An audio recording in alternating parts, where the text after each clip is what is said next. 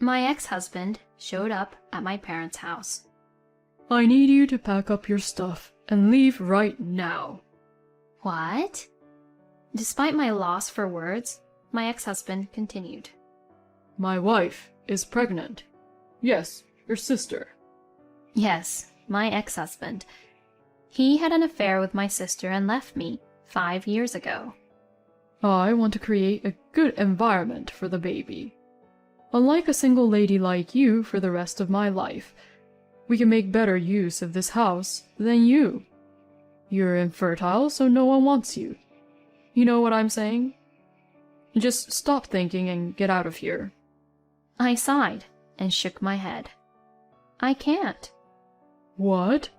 Oh, come on. You don't know who lives in this house right now. Immediately after, I saw a large figure appear from behind me. My husband turned blue and started shaking. Why? My name is Jane. I'm an office worker who turned 35 this year. Thankful of the fact that I am seen to be well respected within the company, I'm one of those who have risen up the ladder among my peers. I'm living a good life now. But there have been twists and turns up to this point. The biggest thing that happened in the last few years was the divorce. The cause was my ex-husband's infidelity. 5 years ago, Joe, my husband at the time, eloped. And it turned out to be my own sister. She's always had a penchant for coveting my possessions. And she's very consistent on it. I'll give her that. But it was still out of the ordinary. At the time, Joe and I were co-workers. Joe was a soft-spoken, perceptive person. As a young man, I was attracted to that about Joe. Then Joe took a liking to me and we started dating. After a while of dating, I introduced Joe to my family. Since we were dating on the premise of marriage, we talked about how we wanted to make things right. I happened to be back at my parents' house at the time. The moment my sister saw Joe's face, I was so surprised that she let out a surprised voice. The reason was, my sister and Joe went to the same university, and they knew each other. After that, my sister and I and Joe often went shopping together. We had a lot of fun. We had a great time. We continued to socialize even after Joe and I were married. However, after a few times of the three of us, I began to feel more and more uncomfortable. We would get excited about topics that only Joe and my sister knew about. They started going out alone together in secret. You went out with my sister yesterday? I wish I could have gone with you. Oh yeah, maybe some other time. That made me kind of nervous. And then one day, I was invited to dinner by a colleague from the company where Joe and I work. I gladly accepted the invitation, but I got a shocking revelation. Joe was seen entering a hotel room, arm in arm with a woman who was not me. I asked my coworker to describe the woman. It turned out to be my sister. I didn't want to believe it, but when my coworker showed me a picture of her, I had to believe it. I asked my colleague to send me the photo data. I decided to question Joe that day. Hey, what's this all about? What? No, this is... Joe, with his simpering attitude, was moping the whole time. You've been cheating on me this whole time, haven't you? You two made fun of me, right? Did you have fun? No matter what I asked, Joe didn't say anything. He just looked down. Joe disappeared the next day. When I woke up in the morning, Joe was nowhere to be found. I didn't think it was possible. I tried to call my sister, but she was disconnected. It wasn't until 3 days later I found out that my sister and Joe were together. At the house where me and Joe were living. The divorce papers came. About the same time, I received an email from my sister. The email from my sister read, "I will be happy with Joe." Just those words. Naturally, I couldn't accept that. But I didn't know where to go to protest. I couldn't get in touch with her. Furthermore, It seems that Joe had sent his resignation letter by mail to his employer. I had no more connections in any direction. I was at my wit's end, and finally decided to divorce him. And for a while after that, I couldn't get over it. I couldn't accept the idea of my own sister and my husband eloping. I just couldn't accept it. But I couldn't stay depressed forever. So I decided to take my anger and resentment out on my work. While I was working so hard, I could forget about Joe and my sister. And it worked. I was recognized for my contribution to the company. I was given a good position. Then I was blessed with good fortune. 5 years have passed since my sister and Joe eloped. Life has been going well for me. Then one day, I had no work that day. I woke up later than usual, thinking of having my breakfast. And when I got up from the bed, I heard my phone on my bedside table. It was a phone call. I looked at the screen and saw a blocked call. Normally, I wouldn't answer it, but I answered it with all my might because I woke up from sleep. Yes, who's calling? Oh, Jane, it's been a long time. Hey, it's me, Joe. I'm glad you took my call, and that you're still using this number. To my surprise, it was my ex-husband Joe who called me. I almost slid off the bed in surprise. What? Joe? Why? Why are you being so cold? Why? We were a couple once. I could at least call you. Joe, while laughing, said what was so funny. He acted as if nothing had happened. I remembered the anger I thought I had forgotten. What do you mean, a former couple? You've got to be kidding me. How dare you contact me just like that? What the hell do you want? Oh, come on. Calm down. You haven't changed a bit, have you? His easygoing tone irritates me even more. Perhaps sensing this, Joe finally got down to business. Well, yes. You're living at your parents' home now, right? Why don't you pack up your stuff and move out right now? Because your sister and I have decided to move into that house. This doesn't make any sense to me at all anymore. I don't know what kind of thought processing he's going through. We got married, actually. We recently had a baby. We want to provide a good environment for her. Of course, you wouldn't say no, would you? I'm saying this out of the kindness of my heart. If you stay at home with your parents forever, you'll never be able to remarry. I suddenly got a headache. Please, don't be such an idiot. You're right, Joe. I'm back at my parents' house now. I don't know where the hell you got that information from, but I don't care. And of course, I would refuse. Why would I do that for you both? That I would give up my parents' house for you people? With that, Joe came back at me in a slightly harsh tone. He seemed to slightly take aback. I'm sorry. You're 35 years old and infertile. I don't know how you can find someone to marry you.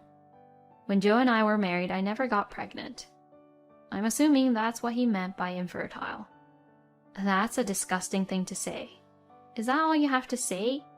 Because I will never give you this house. And saying that, I just hung up. I didn't want to talk to Joe anymore. But still, it was too selfish. He had an affair, he eloped. And now, they want to take my house too. I hope they give up now, but I don't know what will happen next. A few days passed. I was busy at work that morning. I finally took a lunch break after 2 p.m. I went to my favorite restaurant near my office. I finished my lunch. When I entered the entrance of the building to go back to the office, I saw a familiar figure. No way! How could he be here? It was Joe. He had gained so much weight over the past 5 years, but the way he stood there was unmistakably Joe. I immediately tried to hide, but before I could do so, he saw me. Joe was saying, "Oh, finally." He called out at me, and he came fluttering toward me. "Oh, there you are. I waited long, you know. So, to continue our conversation from the other day, when can you leave? I'd like you to leave by next month if possible." But I told you no to that talk. And the nerve for you coming all the way to my office. Get the hell out of here. Joe has a smile on his face, but he looks annoyed and continues to talk. You're talking like that again. I don't see why you, Jane, a single woman, should have to live in that house. We'd rather have it with our unborn child. Wouldn't it be better if she lived there? With her mother and father?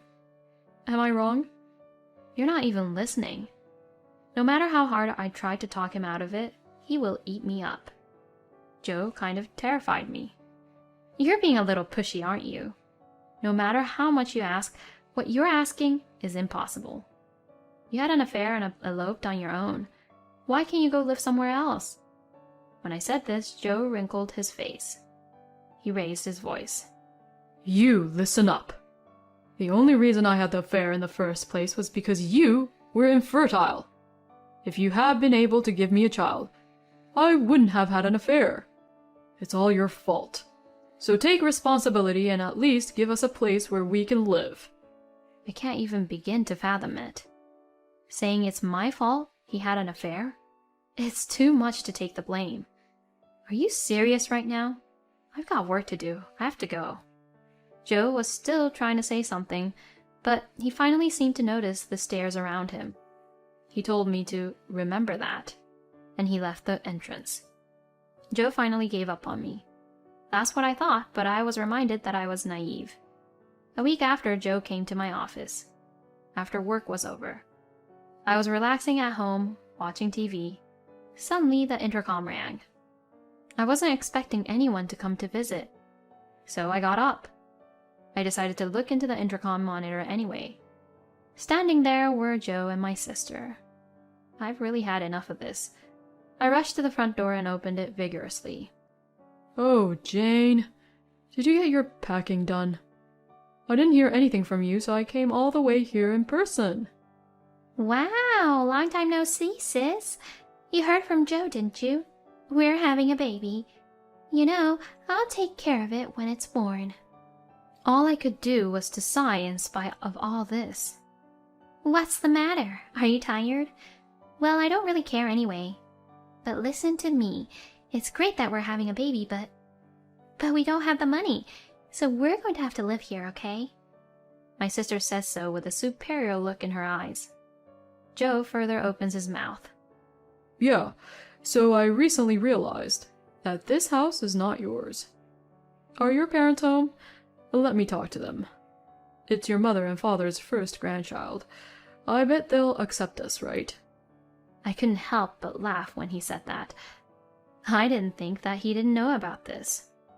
What are you laughing at? You're not very nice. Hurry up and get Mom and Dad out. Huh? Are you serious that you didn't know? Mom and Dad are gone. Yeah, my parents don't live in this house anymore. After you, Joe, and I divorced, and I moved back home, they gave me this house as a tidy gift. And now they are living a retired life in the countryside on my mother's side. So I am the owner of this house. When I confronted them with this fact, both my sister and Joe's eyes widened. Understand? This house is my house, so I have the right to make all the decisions. I said it so clearly. But Joe still insists. Well, okay then. Jane can live in this house. Let's live together, okay? Let's be friends again, just the three of us, just like before. Yeah, that's right. Oh, that's a great idea. You won't be alone in such a big house. It must be so lonely to live alone, right? We'll all be happy if we live together. Another outrageous idea. I was about to argue with them. I was about to open my mouth, when suddenly... Oh, honey, I'm sorry, I didn't mean to be so loud. Look, it's my ex-husband and my sister that I told you about. It was my now husband who approached me, and in his arms is our daughter. My husband mumbled. I see. He greeted Joe and my sister in confusion. Hi. Good evening. I'm Jane's husband. This is our daughter. Isn't she cute? Both Joe and my sister couldn't close their mouths. They must be very surprised. To tell you the truth, I have already remarried. About a year after Joe and I divorced, I met my current husband through a friend. things went smoothly. We got married less than 6 months after we started dating. Soon after, I became pregnant with our daughter. Now I work and am a housewife at the same time. My husband helps me with housework and childcare, so I wouldn't neglect my work in our home, and I have been able to get a promotion. I think you get the idea now. There's nothing you can do. You can't take advantage of me at all. My husband, my daughter, and I. We're a family, and we get along just fine. What is this, Jane? You're not infertile? No way, that's a lie. Joe starts to question. What the hell? You're my sister and you're married to someone so handsome? I can't believe you're married. It's not fair. It's not fair. Kate began to stamp her feet as she said that. My husband looked down at her coldly and said, That's the way it is. Please leave us alone. If you ever come near our family again, I will call the police. Is that clear? The word police and the force of my husband's words pushed them over the edge. Joe and my sister turned blue in the face and immediately left. After that, Joe and my sister never appeared in front of me again. They were in financial trouble. They snuggled up at Joe's side of the family. But they found out about what they did 5 years ago, and they were not impressed. So they turned them down early. No wonder. And this is what I heard from a mutual friend of ours. Joe was having an affair again without fail. They are currently in the middle of a divorce. The reason for this is also surprising. As a matter of fact, my sister was never pregnant. She was lying to get back home somehow. And apparently, Joe didn't know about that she wasn't really pregnant. He was also deceived. Of course, a lie like that was easily exposed. He eloped with my sister because he wanted a child. If she wasn't pregnant, then he didn't need her anymore. Joe had been having affairs because he wants children. However, in the future, Joe will never be able to have children. Probability that Joe is infertile. I'm not a doctor, so I can't say for sure. But given the circumstances, it's extremely likely. I wonder when Joe will realize this. Or will he finally find out? Either way, it's none of my business anymore. And then one day, I received a letter from Joe at home. I was dubious, so I decided to check it with my husband just to be sure.